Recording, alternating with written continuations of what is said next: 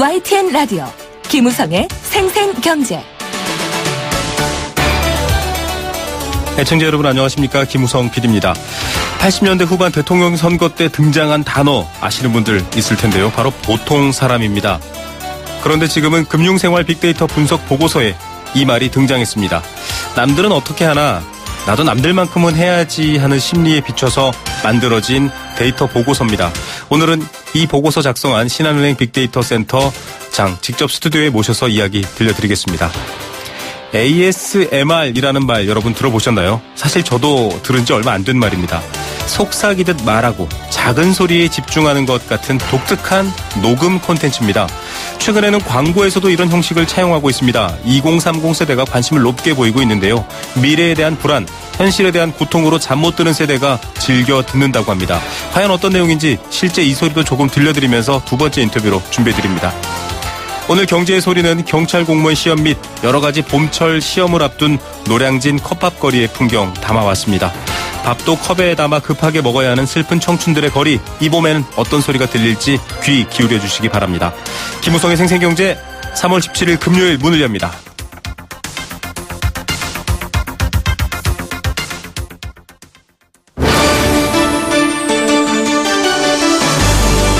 YTN 라디오 김우성의 생생경제.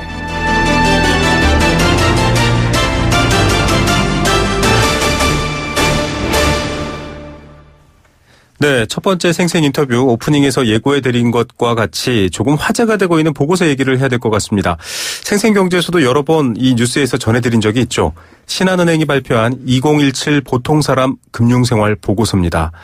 기자와 인터뷰를 하면서도 저는 보통 사람인가요? 이런 궁금증을 자아냈는데 애청자 여러분도 마찬가지일 것 같습니다. 이 시대를 살아가고 있는 많은 분들의 금융생활 또 경제적 상황 어떤지 이 은행에서 직접 빅데이터를 이용해서 다양한 분석을 통해 보고서를 만들었습니다.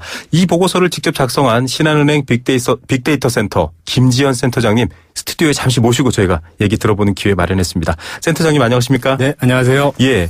자, 이 많은 분들이 보통 사람 하면 한 30년쯤 전에 대선 떠오르시는데요. 네. 예. 이 보통 사람 금융생활 보고서를 만드셨어요. 내용이 어떻게 됩니까? 저희가 은행 영업점에 있다 보면은요, 고객님들께서 주로 이제 자주 듣게 되는 말씀이 있습니다. 그래서 네네. 뭐 다른 사람들은 어떤 상품에 가입하는지, 또 가입 금액은 얼마나 되는지, 네. 그리고 이제 직장에 또 새로 취업하신 그 직장인 고객분들 같은 경우에는 제가 소득의 얼마만큼을 또 저축을 해야 되는지 그런 궁금증을 많이 말씀하셔가지고요. 네네. 저희가 그동안의 경험을 바탕으로 해서 현대를 살아가시는 일반인들이 평균적인 금융거래를 어떻게 하시는지 조사해서 다른 사람들과 비교해보고, 그러면 또 비교했을 때 내 금융거래 현황은 어느 정도가 되는지, 그리고 앞으로는 어떻게 하면 조금 더 나은 내일을 준비할 수 있는지에 대해서 개인별 혹은 가구별로 좀 가이드라인을 제공해 드리려고 만들게 되었습니다. 아, 이게 그러니까 참고해서 어떻게 보면 경험적으로 네. 대출 받으러 오시거나 내지는 투자하시려는 분이 저기 다른 분들은 어떻게 해요? 라고 하는 말들을 착안해서 만들어진 거군요. 네, 그렇습니다. 예. 자, 사실 그래서 많은 분들이 관심을 갖고 있고 이 뉴스도 많이 쏟아지고 있습니다. 네. 보통 사람이 과연 뭐냐? 이게 지금 사실은 이 뉴스에 종사하는 분들 사이에서는 화제가 된 말이거든요. 네네. 어떤 기준인 거죠?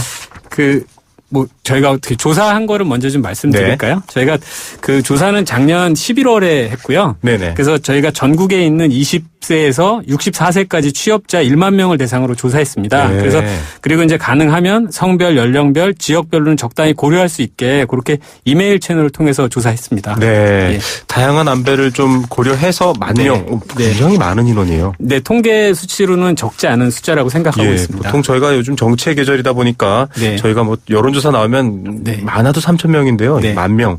자, 관심 있는 것들 중에 하나가 아까 말씀하셨듯이 남들은 어떻게 하나 이게 착안됐다고 했는데 소득이나 외벌이냐 맞벌이냐 이런 어떤 조사 결과에 대해서 궁금해한데 어떤 내용들 나왔습니까? 조사한 내용들은요. 저희가 이제 여러 가지 있겠습니다. 근데 이제 기본적으로는 저희가 소득 그리고 소비, 저축, 투자 그리고 자산은 어떻게 갖고 계신지 그렇게 조사를 했고요. 그다음에 이제 부채 현황은 또 얼마큼 있는지, 그리고 주로 가정 생활을 하시면서 큰 이슈들이 생애 첫 대출이라든가 맞습니다. 부동산 구입, 그리고 결혼, 교육, 은퇴, 맞벌이 같은 크게는 한 9가지 이슈를 나눠서 조사해 봤습니다. 네네.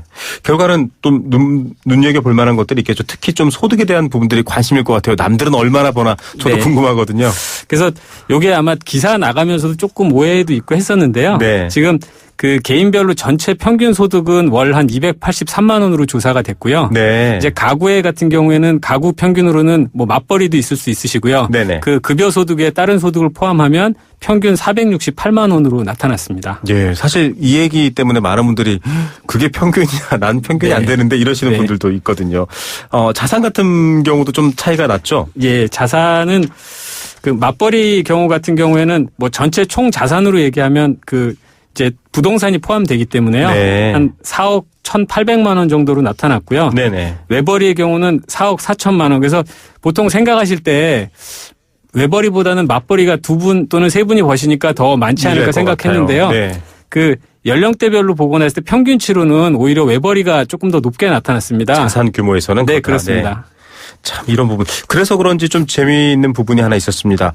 이 자산과 부채가 같이 상승하고 있다. 예, 그렇습니다. 즉 개인의 자산이 느는데 봤더니 역시 빚도 늘고 있다. 이 얘기인 거죠. 예, 그래서 그 부채 현황을 살펴보게 되면 그 10가구 중에서 한 7가구 정도가 부채를 보유하고 있는 것으로 나타났고요. 네. 평균치는 3,680만 원으로 나왔습니다. 네네. 근데 그 3,680만 원은 말씀 그대로 평균치가 되겠고요. 네. 연령이 증가하고 소득이 증가함에 따라서 부채도 비례해서 증가하는 그런 네. 형태를 보였습니다.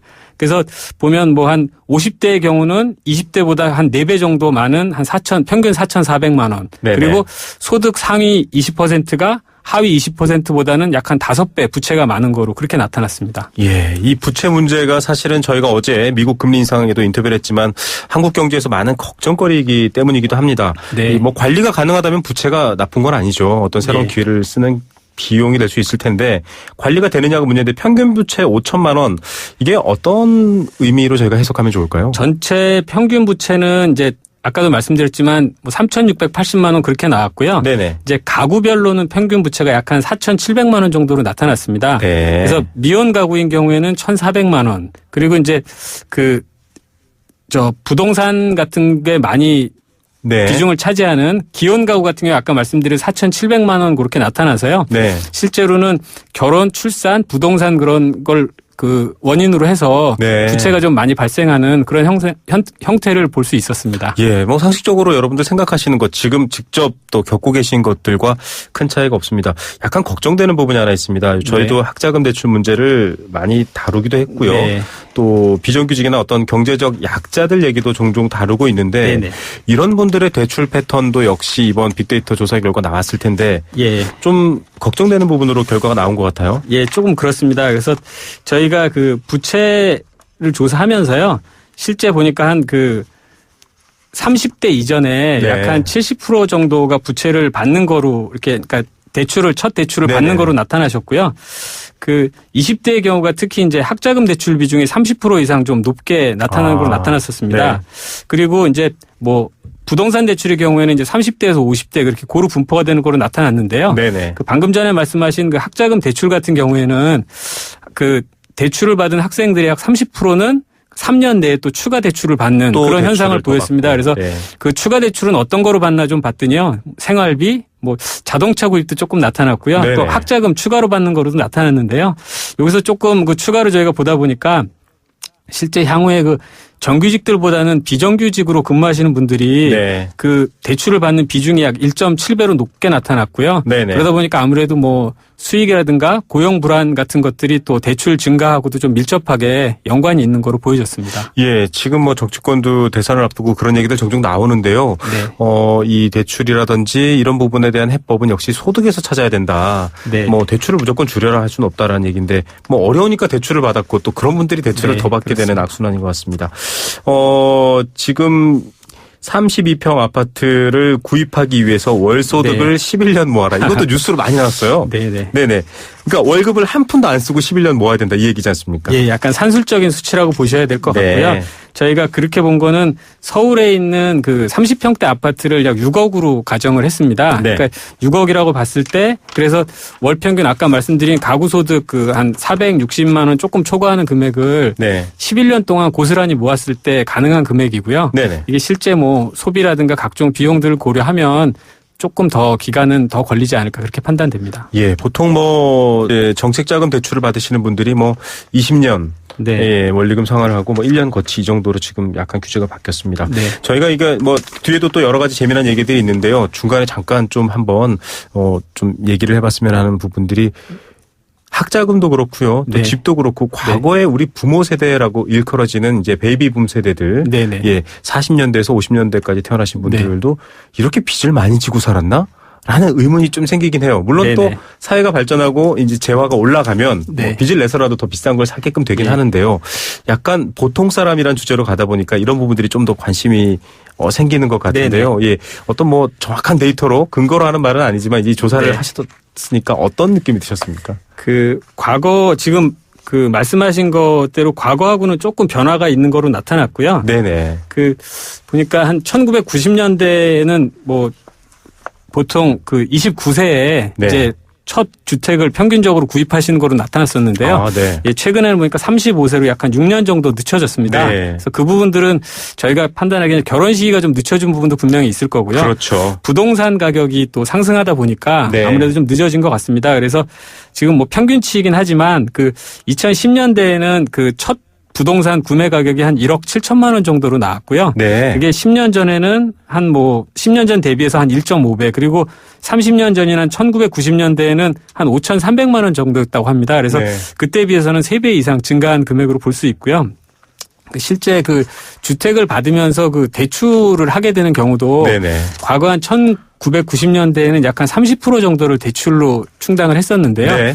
지금은 뭐 적게는 50%에서 60%까지 네. 대출로 충당하는 그래서 대출 비중이 좀 많이 높아진 걸 볼 수 있었습니다. 예, 뭐 DTI나 LTV 얘기 많이 들으셨겠지만 거의 한도까지 꽉꽉 채워 빌리시는 분들이 많을 정도입니다. 네.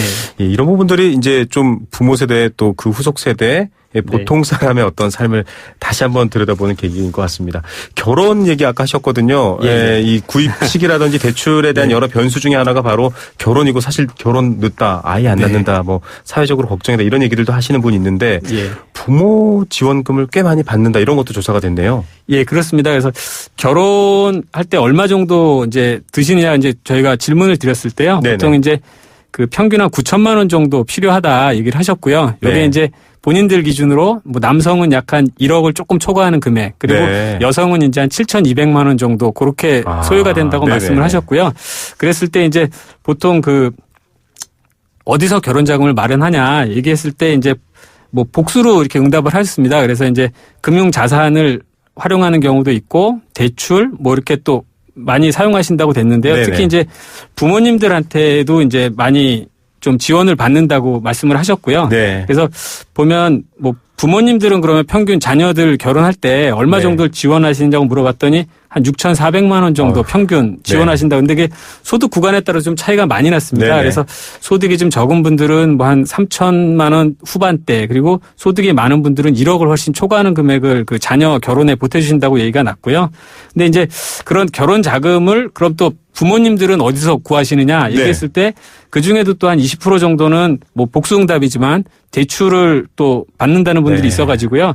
그래서 저희가 자녀를 결혼시킨 그 부모님들께 여쭤봤을 때도 부모님들 중에 약 48%는 자녀들 결혼하는데 돈을 좀 보태준 것 때문에 본인들의 노후 생활에도 부담이 간다. 네. 그렇게 응답을 하셨습니다. 참 이 문제에 대해서 또 다양한 기사들도 쏟아질 거고요. 생각해 봐야 될 문제인 것 같습니다. 지금 부모님 세대 얘기가 잠깐 나왔습니다.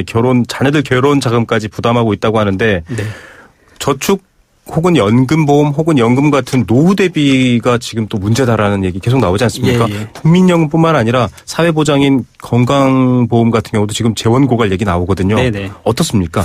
그래서 저희가 그냥 그러면 노후 대책은 어떻게 하고 계신지도 또 따로 좀 여쭤봤거든요. 그래서 네. 근데 보통 평균적으로 저희가 여쭤보니까 응답자 10명 중에 3명 정도는 노후를 대비한 저축을 하지 않고 있다. 그렇게 네. 얘기가 얘기가 나왔고요. 그럼 또 그 20, 30대는 그러면은 좀 젊은 분들한테도 노후 자금 마련을 위해서 저축하고 있느냐 물었을 네네. 때 젊은 분들도 한 36% 정도가 뭐 저축하지 않고 있다. 내지는 노후를 위해서 저축하지 않는다고 답했었습니다. 네. 그리고 그 월소득이 좀 낮을수록 아무래도 또 노후 저축이나 노후 준비를 하는 게 네. 조금 더 부족하게 나타나서요.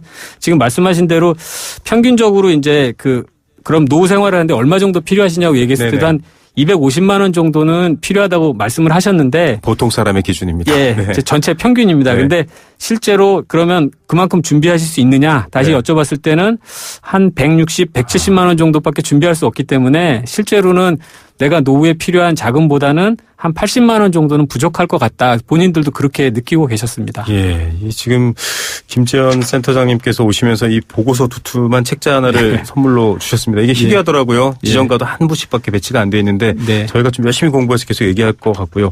이제 마지막 질문 드려야 될 시간인데요. 네네. 지금 센터장님 쭉 얘기하신 걸 들어보니까요. 네. 보통 사람 보고서인데 네. 대부분의 국민들이 보통 사람이 아닌 상황으로 살아간다라는 느낌이 들 정도로 네. 예, 어떤 사회적 의미의 보통 사람이 있지 않습니까? 네네. 그만큼 좀 다들 좀 팍팍하다 이런 느낌인데 네. 좀 이 연구 보고서 직접 작성하셨는데 네. 예, 저희 금융 소비자들 국민들 네. 금융 생활했을 때 이런 부분 좀 생각하십시오라고 제안해 주실 내용이 있다면요. 뭐 저도 비슷한 질문을 좀 많이 받았고요. 저희 네. 이제 평균치이다 보니까 저희 뭐 책자 이제 조사 내부적으로 보면 연령대별 그리고 소득 분위별로 보면 좀 다양하게 존재를 하고요. 그래서 네네. 또 상대적으로 좀 난 좀 부족하거나 좀 힘들다고 느끼시는 분들도 뭐 경제 여건을 감안할 때 많이 네. 있으신 것 같습니다. 그래서 지금 저희가 이 책자는 은행 저희 영업점이나 내지는 이제 인터넷 같은 데서 보실 수 있는데요. 네. 저희가 처음에 이런 보고서를 만들게 된 취지하고도 비슷하겠지만 그래서 이런 저희가 9가지 이슈 그리고 각 고객 계층별로 저희가 이렇게 좀 준비한 데이터들을 네. 보시고요. 그래서 이런 내가 이제 미리미리 좀 이런 이슈들이 있을 텐데 좀 네. 어떻게 준비해야 되겠다도 한번 생각해 보시고요. 조금 어려우실 수 있겠지만 또 가구별로 지금 내가 처해 있는 소득이나 그런 거에 맞춰가지고 조금 네. 미리 재무 설계를 한번 해보셨으면 어떨까 하는 생각으로 좀 준비하게 됐습니다. 예, 10,000명의 데이터입니다. 전체 흐름 어디로 가고 있는지 왜 가고 있는지 다 이번에 알 수 있게 만들어 놨으니까요. 여러분들도 보시고 또 참고하시면 좋겠다 이런 말씀입니다. 오늘 시간 내주셔서 감사드립니다. 네, 고맙습니다. 네, 2017 보통사람 금융생활 보고서 작성하신 분이죠. 신한은행 빅데이터 센터 김지연 센터장이었습니다. 하루 생기 충전이 한 병에 다 들었어 안 들었어 다 들었어 안 들었어 다 들었어 다 들었어 어른아민 씨다 들었어 안 들었어 다 들었어 안 들었어 다 들었어 안 들었어 다 하루 생기 영양이 한 병에 다 들었다 오라민 씨. 이 생기 봐라. LG G6 18대9 화면비에 풀 비전으로 보다 넓은 세상을 열다. 손안에 폭 넓은 세상 LG G6. 평생 사랑하겠습니까? 시작하는 그 마음 그대로 행복할 수 있도록 시작했던 그 마음 그대로 경북 구미, 김포 한강, 송도 국제도시에서 짓습니다. 호반에 변치 않는 첫 마음을 만나세요. 지은이 호반건설. 네, 생생경제 일부 포스코와 함께했습니다. 안내 말씀 하나 드리겠습니다. 불편한 무릎으로 인해 일상생활 어려운 어르신들 많다고 합니다. 비싼 수술비 때문에 수술 주저하시는 분들을 위해 어려운 이웃을 위한 나눔 공동체, 나눔과 기쁨에서 퇴행성 무릎관절염 환자들에게 수술비 지원해드린다고 합니다. 형편 어려운 60세 이상의 퇴행성 무릎관절염 앓고 계신 분 누구나 신청 가능합니다. 건강과 기쁨 나눔 캠페인을 통해 노년에도 건강하고 기쁜 인생 되찾으시길 바랍니다. 신청 및 문의는 1670-9957, 1670-9957번 전화 거시면 됩니다. 캠페인 듣고 경제 톱뉴스 들려드립니다. YTN 라디오 캠페인 물 없는 한라산, 물 없는 제주 바다를 상상할 수 있나요? 제주의 아름다운 자연과 풍경은 깨끗하고 건강한 물이 있기에 가능합니다. 제주를 아름답게 만들어주는 건강한 물은 우리의 몸과 마음도 아름답게 만들어줍니다. 건강한 몸과 마음을 지키는 일. 아름다운 물을 사랑하고 지키는 일에서부터 시작됩니다. YTN 라디오 아름다운 물 캠페인은 광동제약과 제주특별자치도 개발공사와 함께합니다. 한국전기안전공사 사장 이상권입니다. 최근 안전이 화두가 되고 있습니다. 전기화재나 정전사고 등 전기안전에 관한 경각심도 높아지고 있습니다. 안전은 누군가가 대신 지켜주는 것이 아니라 우리 스스로 지켜나가는 것입니다. 우리 몸이 저절로 기억할 때까지 안전수칙을 생활화하는 것, 이것이야말로 최고의 재난 예방 대책입니다. 안전이 없으면 행복도 없습니다. 국민이 행복한 대한민국, 한국전기안전공사가 열어가겠습니다. 전기안전, 행복의 시작입니다.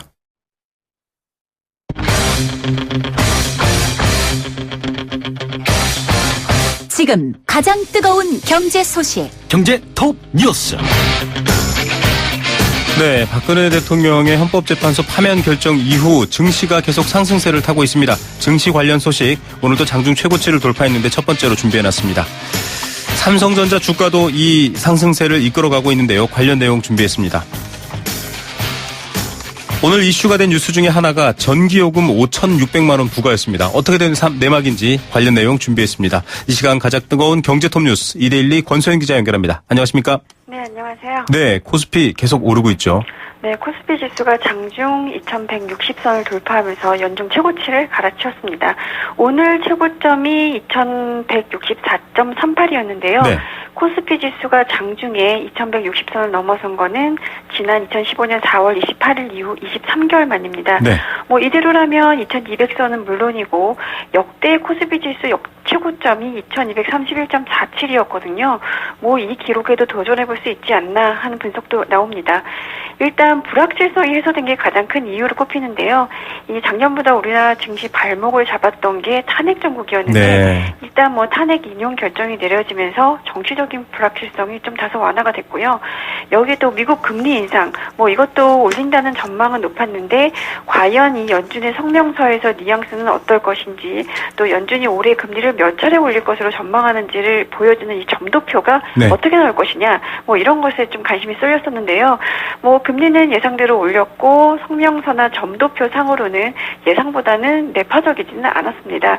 오히려 뭐 미국 경기가 회복되고 있으니까 뭐 금리는 올리는데 향후 금리 인상은 점진적으로 하겠다 뭐 이런 입장이어서 뭐 증시에는 살짝 호재로 작용했습니다. 이렇게 미국 경기가 회복이 되면 한국 수출도 나아질 것이다 이런 기대가 당연히 나오고요.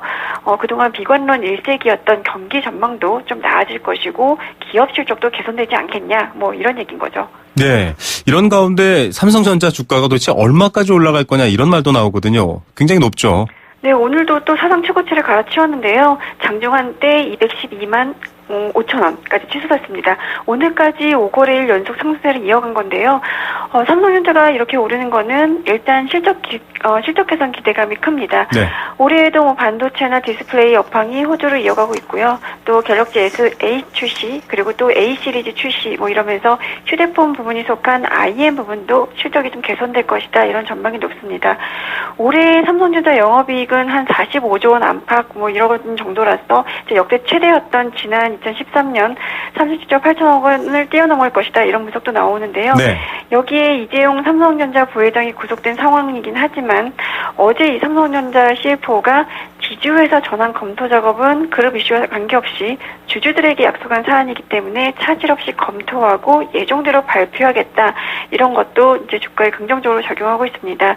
이 지배구조 개편 얘기만 나오면 이제 삼성전자를 비롯한 관련주들을 좀 호재로 작용하고 있거든요. 네. 또 시가총액에서 이렇게 삼성전자가 차지하는 비중이 25%에 육박하니까 이제 삼성전자가 오르면 코스피 지수도 뭐 끌어올릴 수밖에 없다. 뭐 이렇게도 과언이 아닙니다. 예, 불확실성의 해소 그리고 변화 어디까지 가는지 지켜보고 싶습니다.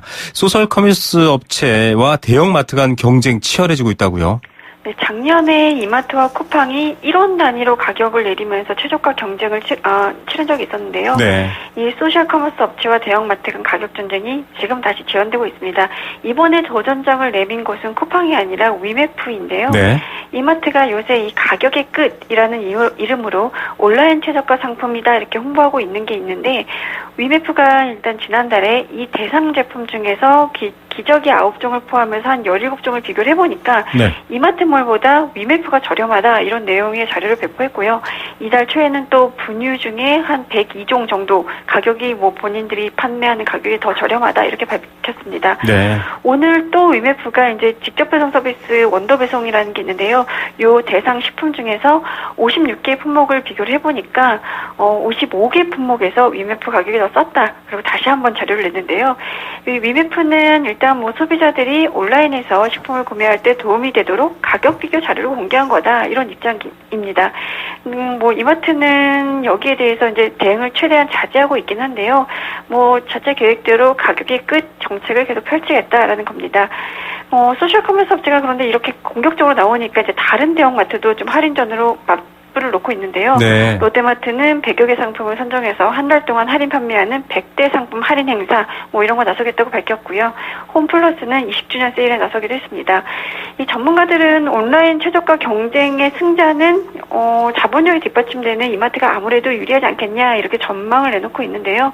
위메프나 쿠팡 같은 이제 소셜 커머스 업체는 아직은 이제 손실을 내고 있는 상황이거든요. 네. 결국 이런 치킨 게임을 계속 이어가기는 어렵다라는 건데요. 뭐 이런 전쟁이 계속되면 이제 소비자들은 가격이 낮아지니까 뭐 좋을 수밖에 없고요. 문제는 이제 납품업체들입니다. 네. 납품업체들이 가격을 이렇게 내리면 그 인하분을 고스란히 납품업체에게 전가하는 경우도 있어서 납품업체들은 요즘 전전긍긍하고 있다고 합니다. 예, 유통 관련 뉴스 전해드릴 때마다 참 안타깝습니다. 누가 이득을 보면 또 누군 손해를 봐야 된다. 이게 좀 안타까운 상황이네요. 오늘 화제가 된 뉴스가 하나 있습니다. 전기요금 5,600만 원. 물론 이분 자영업자이긴 한데 어떻게 된 이야기입니까? 이 한국전력이 검침을 잘못해서 이제 한 자영업자에게 전기요금 5,600만 원을 부과했다라는 건데요. 네. 그야말로 뭐 이분은 전기요금 폭탄을 맞은 건데요. 네. 알고 보니까 이제 한전 검침원이 이 자영업자가 사용하는 전력 피크값을 실수로 한 자릿수 더 늘려서 적는 바람에 기본요금이 원래는 44만 원가량인데 4,800만 원으로 100배 이상 뛰어서 이제 청구를 했다고 합니다. 여기에다 이제 사용량을 합하니까 최종 전기요금이 5,600만 원을 넘어선 건데요. 네네. 이 자영업자는 이제 자동이체를 해놓은 상황이라서 통장 잔액 한 1,000만 원가량이 빠져나갔다고 하는데요. 네. 한전에 의의 신청을 해서 수정이 됐다고 하긴 합니다. 이제 원래 이 전기요금이 좀 갑자기 늘어나거나 줄어들거나 이러면 한전에서는 이상 고객으로 분류를 해서 원인이 뭔가 이렇게 파악을 하는데요. 이번에는 이것도 작동하지 않았다고 합니다. 그러니까 이제 전기요금 갑자기 많이 나오거나 이러면 한전에 한번 문의는 해봐야 될 것 같습니다. 예, 믿고 가만히 있는데 이런 것들이 발견 안 된다. 참 문제인 것 같습니다. 오늘은 여기까지 듣겠습니다. 감사합니다. 네, 고맙습니다. 2대1 권소연 기자였습니다.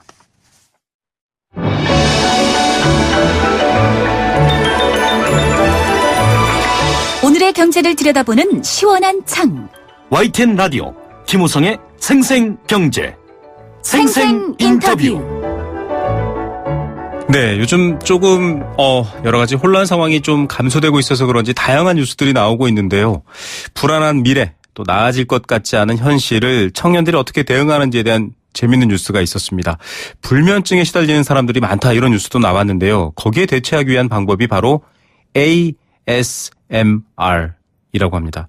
이렇게만 얘기하면 참 어려울 것 같아서 얘기를 좀 제가 설명하기가 어려워서요. 잠시 여러분들한테 들려드리면서 얘기를 들어보겠습니다. 이게 ASMR이라고 합니다.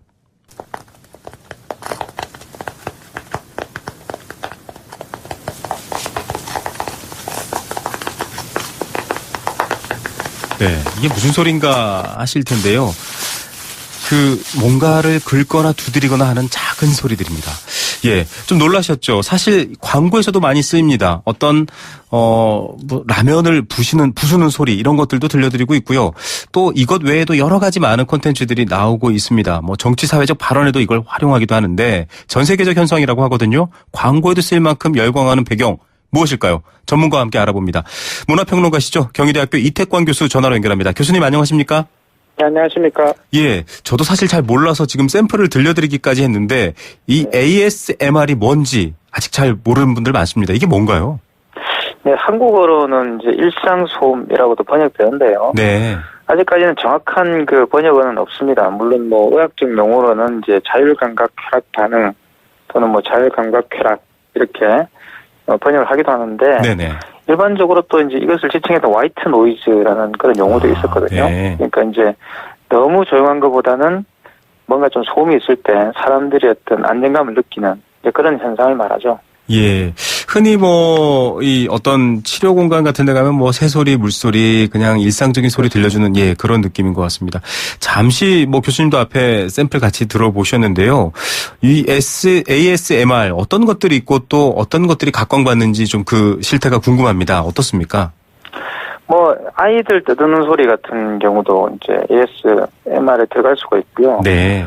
또 뭐 화장하는 소리, 금방 또 들려주셨던 것처럼 뭐 뭔가 두드리는 소리, 그리고 또 물이 이제 흘러내리는 소리라든가, 심지어 뭐 귀를 파주는 이런 소리도 이제 굉장히 안정감을 주는 그런 소리로 알려져 있고. 네네. 또 제가 어디를 여행을 한 적이 있는데 거기에서는 아예 에스컬레이터에서 이렇게 새라든가 물소리라든가 자연의 소리를 들려주더라고요. 네네. 이런 것들도 전부 다 ASMR에 속한다 볼 수 있습니다. 사실 인스텔라라는 그 영화를 보시면 네네.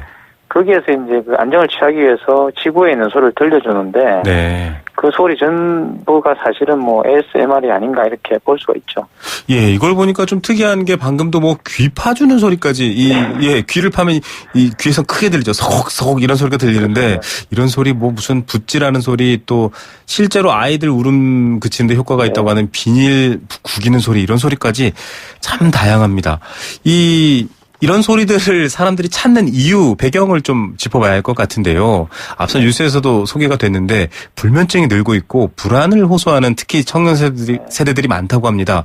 이게 하나의 배경이 될 수 있을까요? 그렇죠. 아무래도 이제 사회적 스트레스가 굉장히 강해져가지고 네. 이것을 개인이 이제 감당하기에 조금 이제 어려운 현실이 되었죠. 그렇다 보니까 다양하게 뭐 그렇다고 해서 사회적 비용을 가지고 이걸 해결해주지도 않고 그러니까 이제 개인들이 이 스트레스를 해소할 수 있는 방법들을 찾아 나서다 보니까 이런 의학적인 어떤 현상까지도 활용하는 그런 단계가 된 게 아닌가 싶어요. 그래서 네. 사회적 스트레스를 이기기 위한 어떤 개인의 대응이 아닐까. 결국 앱 같은 것을 받아서 실제로 이렇게 일상성을 만들어준 앱도 있거든요. 네네. 공부 잘하게 해준다고 이렇게 카페 소리를 이렇게 들려주는 앱도 있는데 앱 하나만 간편하게 받으면 이런 문제들을 해결할 수 있다. 이제 이렇게 생각을 하게 되는 거죠. 네. 그래서 주로 이제 2030 세대들이 스마트폰이나 이런 어떤 문화에 익숙하기 때문에 쉽게 이렇게 이제 이런 문화들을 확산시키고 있는 것이 아닌가 이런 생각이 듭니다. 예, 여러분 혹시 여러분 기억 속에 있는 이런 마음이 편안해지는 일상적 소리들 있으시면 저희 참여 문자 게시판으로 보내주시면 좋을 것 같습니다. 이 과거에도 이런 일이 있었나 싶기도 한데 저 같은 경우도 등에 업혀서 이렇게 등 속으로 듣던 어머니의 말소리 이런 것들이 기억이 나는데 그런 것들과 연결해서 이해해 볼 수 있을까요? 그렇죠. ASMR이라 그러니까 뭐 그 창안이 이렇게 용어처럼 들리는데 사실 인류는 일상적으로 이런 그 행위를 해왔습니다. 대표적인 자장가죠. 네. 아예 그냥 잠이 들기보다는 옆에서 누군가 나직하게 이야기를 그 노래를 들려주면 잠이 잘 오고요. 또 옆에서 책을 읽어준다든가 뭐 그렇게 하면은 목소리를 듣고 있으면 안정감이 생겨서 잠이 잘 들게 되죠. 뭐 네. 심장 소리라든가 심장 팔동 소리 이런 것도 안정감을 준다고 알려져 있습니다. 그래서 이런 것들이 일상에 없던 건 아니고요. 일상에 네. 있었는데 최근에 와서 이제 앞에서 말씀드렸던 것처럼 사회적인 어떤 불안 요소나 이런 것이 가중되고 또 단절 이런 불면증이 것들이. 또 이제 그렇죠 많아지고 이러면서 불면증도 사실 처음에는 약물로 치료할 걸로 노력을 하지만 많은 네. 분들이 결국 그건 심리 문제이기 때문에 약물로 근본적 치료가 안 됩니다. 그렇기 때문에 네. 일상 속에서 이제 지혜를 발휘해서 이런 것들을 차곡차곡 찾고 있다고 생각을 해야 되는 거죠. 예. 특히 요즘 뭐 혼밥, 혼술, 1인 뭐 방에 사는 문화가 있기 때문에 소리가 특히 좀 뭐랄까요. 부족한 세대인 것 같습니다. 그래서 저희 라디오 같은 경우도 사실은 그런 역할을 좀 하려고 노력을 하기도 하거든요. 지금 사실 라디오가 가장 각광받을 수 있는 매체라고 생각을 할 수가 있죠. 가만히 네. 틀어놓고 저도 사실 잠이 안 올 때는 네네. 라디오를 틀어놓고 있으면 잠을 잘 들거든요. 그러니까 네. 낮에 이렇게 틀어놓으면은 아주 이렇게 잠을 청하기가 좋은데 사실 이런 경험들이 이제 지금 현재 사회적 스트레스를 극복하기 위한 어떤 개인적인 자구책으로서 충분히 효과가 있는 것이죠. 예. 자, 이 인간들은 뭐 살아가면서 누구나 다 고통을 겪기도 하고 또 해소하기도 하는데 지금의 사회가 주고 있는 단절되고 1인 사회고 이런 것들이 주는 고통에 대한 대응책이다 이렇게 볼 수 있을 것 같은데 네. 또 어떻게 보십니까? 이게 좀 더 확산될까요? 아직은 뭐 모르시는 분들이 많을 만큼 이런 일상 소리를 즐기는 분야가 아직은 확산되지는 않았는데 어떻게 전망하십니까, 교수님? 뭐 당연히 저는 확산될 것 같고요. 그러니까 열풍이 될 수도 있다는 생각이 드는데 네네. 앞서도 말씀드렸지만 지금까지 이런 문화가 존재하지 않았던 건 아닙니다. 여러 가지 방식으로 이런 불면증이라는 걸 치료하려고 하는 개인적인 노력들이 있었죠. 네. 하지만 이제 근본적 대책은 결국 사회적인 스트레스를 해소하는 거라는 생각이 듭니다. 예, 사회적 예. 스트레스를 좀 경감하고 개인이 감당할 수 없는 그런 큰 그 부분들은 사회적 비용을 써서라도 조금 줄여주는 그런 국가적 정책이 있어야 될 것 같고요. 네. 그래서 물론 술이라든가 이렇게 약물이나 이런 데 의존하는 것보다는 이런 식으로 ASMR 같은 거 활용해서 건전한 방향으로 이렇게 여러 가지 문제들을 해결하는 것이 훨씬 낫겠죠. 심리적 문제를 해결하는 것이. 네. 하지만 또 사회적인 어떤 그런 보조도 맞춰줘야지만 개인의 노력이 더 효과를 발휘할 수 있지 않을까 이런 생각이 듭니다. 예, 이 청년들이 어머니나 혹은 가족이 귀를 파주는 소리를 듣고 싶어서 앱을 다운받아서 그 소리를 듣는데 그러지 말고 좀 취직도 잘 되고 경제도 그렇죠. 좋아져서 진짜 어머니가 파주는 소리 들으면 네. 좋을 것 같다. 이게 아마 국가나 사회가 해야 될 일일 것 같습니다. 오늘 말씀 감사드립니다. 가능하죠. 네, 네. 오늘 말씀 감사드립니다. 감사합니다. 네, 경희대학교 글로벌 커뮤니케이션 학부 이태광 교수였습니다.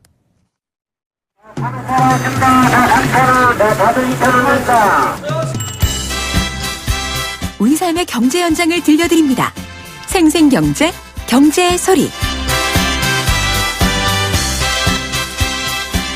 예, 앞서 저희가 좀 어렵게 설명했습니다. ASMR 이렇게 얘기했는데 일상의 소리 혹은 마음을 위로를 주는 일상의 소리를 관련한 인터뷰. 사실 낯선 개념이어서 인터뷰가 아주 시원하게 명료하진 않았는데요. 경제 분야의 ASMR이라면 바로 이혜선 리포터가 만들어오는 경제의 소리가 아닐까 합니다. 안녕하십니까? 네, 안녕하세요. 영광입니다. 엄청난 수식어네요. 열심히 해야겠습니다. 역시 젊은 세대에서 저보다 반응이 좋으시고 저는 그게 뭐라고 이렇게 생각할 텐데. 되게 좋은 찬사라고 생각을 했어요. 예, 자 오늘은 어떤 소리입니까? 네, 내일 모레 3월 18일 토요일에요. 2017 경찰 공무원 시험 1차 필기 시험이 진행이 됩니다. 올해 경찰 공무원은 1차에서 1,491명, 2차에서 1,437명, 총 2,928명이 선발될 예정인데요. 네. 지난해보다 628명이 감소한 수치입니다. 그래서 이번에 좀 더욱 치열한 분위기가 예상이 되는데 경찰 공무원 시험을 이제 하루 앞두고요. 노량진에 한번 다녀와 봤습니다. 마음이 얼마나 두근두근할까요? 분위기도 네. 심상치 않았을 것 같아요. 네, 저도 이제 얘기를 하면서 이제 말에 더듬을 정도로 조금 조심스러운데요. 날씨는 따뜻합니다만 이제 학원가나 스터디룸 같은 곳은 오히려 폭풍 전야의 느낌도 저는 좀 들더라고요. 이 노량진에서 공부하는 수험생들의 배를 좀 든든하게 채워주는 음식이 있습니다. 네. 청취자분들도 익숙하실 것 같은데요. 소리로 잠시 같이 만나보시죠.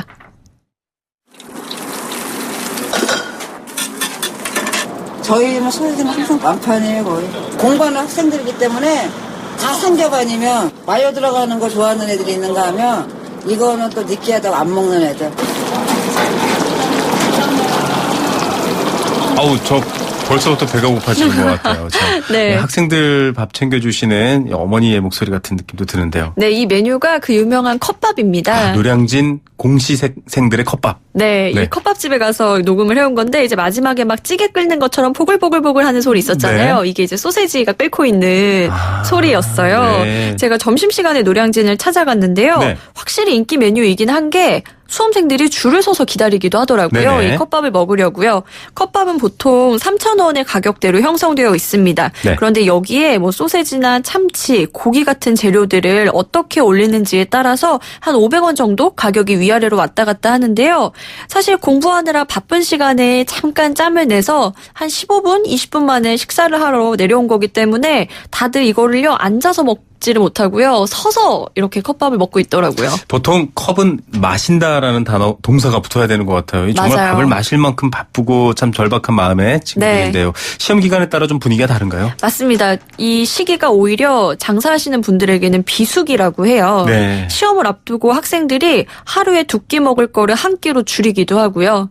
또 시험이 끝나면 고향으로 내려가거나 잠깐 머리를 식히러 다른 지역으로 훌쩍 떠나기도 하기 때문에 이 시기에 오히려 비교적 손님은 적은 편이라고 합니다. 네. 10년째 컵밥 가게를 운영하고 있는 하현주 씨의 이야기 잠시 들어보시죠. 네. 이번 주 이제 토요일 날이 경찰 1차 시험이에요. 그러다 보니까 2월 달에 비해서는 좀 손님이 지금 조금 줄은 편이죠. 저희 솔직히 안 괜찮아요. 계란가, 고기가, 아무래도 김가, 식용유 이런 건 다 오른 게 되게 타격이에요, 저희들한테는. 계란값이 올랐을 때 학생들한테 물어봤어. 야, 계란을 뺄까 아니면 500원을 올릴까? 뭐라고 대답했을 것 같아요? 계란 빼세요.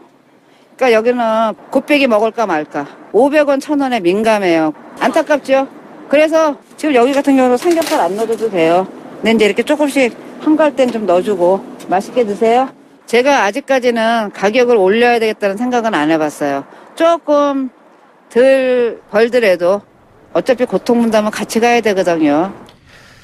노량진 컵밥 가게 주인 아주머니가 고통분담 얘기를 실천하고 계시는군요. 500원 네. 올릴까? 계란 뺄까? 야, 그 얘기 참 마음이 아픈데요. 네, 이 3,000원의 가격에 컵밥을 주는 게요. 성인 남성분들 손바닥 크기보다 훨씬 더 큰 그릇에 밥을 이만큼 담아줘요. 아, 네. 네, 그리고 이 컵이 좀 넘치지 않을까 싶을 정도로 굉장히 좀 넉넉하게 담아주시는 편인데, 근데 이게 좀 돈을 많이 벌겠다고 그거 500원 올려서 공부하는 학생들의 돈을 뺏을 순 없지 않냐 이런 이야기도 현장에서 들을 수가 있었는데요. 네. 이제 워낙 다들 노량진에서 오래 장사를 하기도 했고요. 단골이 된 학생들은 취업을 하고 난 다음에도 좀 찾아온다고 해요. 네. 그래서 학생들하고 조금 더 끈끈한 사이가 된 것 같습니다. 근데 정말 수십만 명이 사실은 가장 착한 고용주가 국가여서 그렇게 공무원 시험에 목을 매는데요. 아, 네, 그렇죠. 예, 어려운 분들도 많지만 또 네. 회사 생활하시는 분들도 있지만 그런데 너무 어렵잖아요. 정말 바늘구멍이잖아요. 맞습니다. 네, 분위기 뭐 안 좋을 것 같아요. 해마다 채용 예정 인원이 줄어들었다 이런 소식도 굉장히 많이 들려오고 있고요. 또 취업을 그냥 준비하는 학생들은 공채가 언제 열릴지 모르겠다 이런 이야기도 슬슬 들려온다고 해요. 네. 그래서 노량진의 분위기가 요즘 좀 심상치가 않은데 노량진 컵밥거리 양용 대표의 이야기도 잠시 한번 들어보시죠. 동생 같은 친구들인데 다 잘 될 순 없잖아요. 그럼에도 불구하고 서로 이제 취하고자 하는 목표를 향해서 달려가는 거 보면 안타깝기도 하고 대견스럽기도 하고 두 개 다 겹쳐요. 지금 뭐 실업자가 137만 명이라고 제가 들었어요. 그건 이제 드러난 수치고 드러나지 않은 숫자는 더 많다고 들었는데 공무원 숫자를 많이 늘렸다고 그러지만 또 피부로 와닿지는 않는 것 같아요. 오히려 또 줄어든 데도 있고 드시러 오시는 분들이 그런 말씀을 하시죠. 본인들이 벌어서 공부를 하는 것보다 부모들에게 도움을 받아서 공부하는 입장이기 때문에 어려운 분들은 물어보기도 해요. 얼마 들여야 장사할 수 있느냐 뭐 그런 것들. 이렇게 장사하는 사람들을 부러워하는 눈초리들이 많이 보이니까 그분들 눈초리를 보면은 저희가 약간이라도 보탬이 됐으면 하는 마음으로 하는 거죠. 저 들으면서 노량진 장사하시는 분들의 클래스 아니 고통분담 얘기를 하시더니 이번엔 뭐 실업자 수치를 정확히 알고 계시네요. 네, 장사를 하다 보면은요, 사실 학생들의 그 분위기만 봐도, 아, 요즘 취업이 진짜 어렵구나, 혹은 잘 되고 있구나, 이런 게 좀 그때그때 감지가 된다고 해요. 네. 그리고 사실 시험이 끝나고 나면은 합격하는 학생들은 놀러 오고요. 네. 인사하러 오고요. 근데 또 반면 이 시기에 얼굴이 안 보이는 학생들도 있잖아요. 네. 그런 걸 보면서도 좀 분위기를 감지하신다고 하는데, 통계청이 지난 15일에 2월 고용 동향을 발표를 했습니다. 그런데 실업률이 5%예요. 네. 1년 전보다 0.1%포인트 상승했고요. 청년 실업률은 12.3%입니다. 그런데 반면 자영업자는요, 7개월째 또 꾸준히 증가하는 추세입니다. 예, 수험생들도 목소리 한번 들어보고 싶은데 한번 지금 들어볼까요? 네. 고시원에 있으면서 그냥 학원에서 계속 공부하고 그러다 또 고시원 가고 계속 그냥 그렇게 지내고 있어요. 빨리 그냥 끝내고 싶어요. 쉬는 시간에라도 잡담도 하고 그러는데 이제는 다들 앉아서 책만 보시고 그래가지고 저도 같이 책 보고 그래요.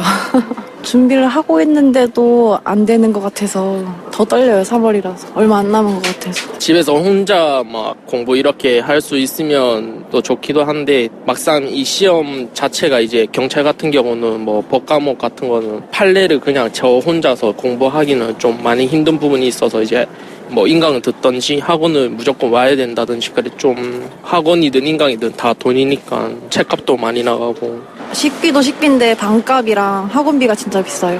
방값이 30에서 많게는 50도 내시는 분들도 있고 학원비는 거의 40 정도. 전보다 더 비싸져가지고 네. 좀 부담이 되긴 해요. 목소리만 들어도 분위기가 확실히 와닿네요. 네, 수험생들이 지금 사실 공부만 하는데도 한 달에 100만 원 이상의 고정 지출을 사용하고 있습니다. 우리 학생들이 좀 취업 준비만큼은 마음껏 할 수 있는 그런 세상이 좀 왔으면 좋겠어요. 네, 아마 받은 만큼 베풀 겁니다. 오늘 감사합니다. 네, 감사합니다.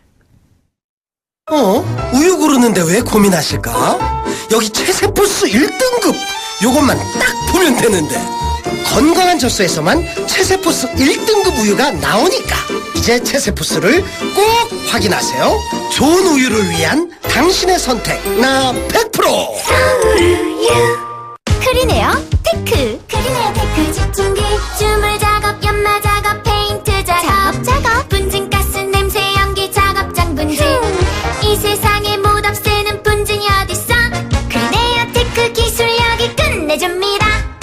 크리네어 테크. 크리네어 테크 집중기.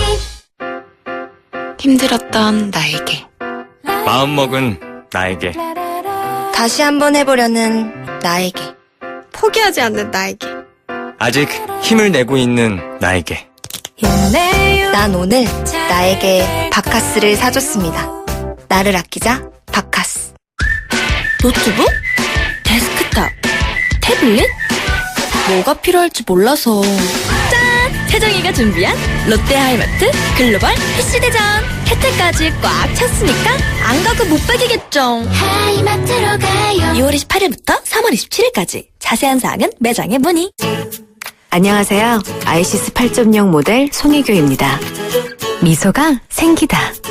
화사함이 생기다. 건강한 하루가 생기다. pH 8.0과 풍부한 미네랄로 핑크빛 생기가 생기다. 아이시스 8.0. 이제 모두 핑크하세요. 새 차 살 때는 장기 렌터카. SK 똑똑한 장기 렌터카. 똑똑한 가격 주유소 할인. SK 똑똑한 장기 렌터카. 꼭 비교해보세요. 가격도 혜택도 SK 렌터카에서. SK 똑똑한 장기 렌터카. 네, 생생경제 포스코와 함께 했습니다.